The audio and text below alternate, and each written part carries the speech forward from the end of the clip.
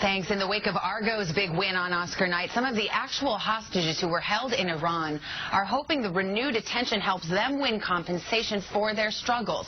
NBC's national investigative correspondent Michael Isikoff has details on this story. Michael, good morning.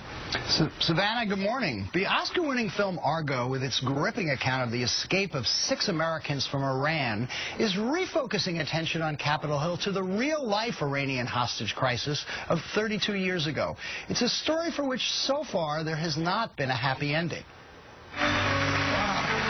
The Best Picture Oscar for Argo, director Ben Affleck's movie celebrating the CIA's rescue of 6 U.S. Embassy employees from post-revolutionary Iran, is reviving efforts for long-delayed justice for the Americans who were left behind and held hostage for 444 days beginning in 1979. This is an act of terrorism, totally outside the bounds of international law and diplomatic tradition. The hostages went through a horrifying ordeal, brutally interrogated, kept naked in cells in sub-freezing temperatures. They stood me up, blindfolded me, tied my hands behind my back. Steve Kirk, one of those hostages, then a Marine Corps guard, twice subjected to mock executions, an experience briefly depicted in Argo.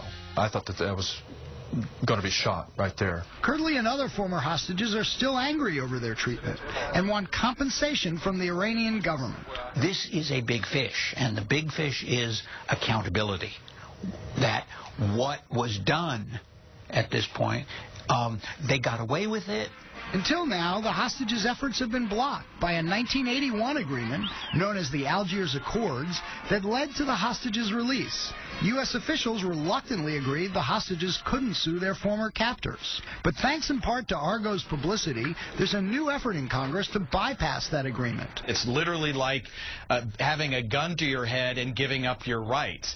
That's why now is the perfect time, when this movie has created so much attention, to educate the American people about what they went through.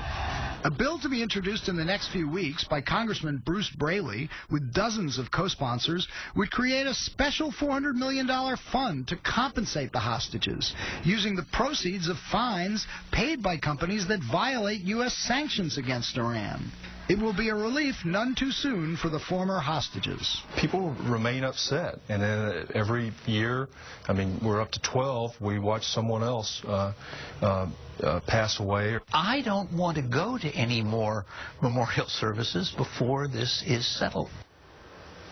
Sponsors of that new bill say they are confident that should it pass, there'll be more than enough money to compensate the former hostages.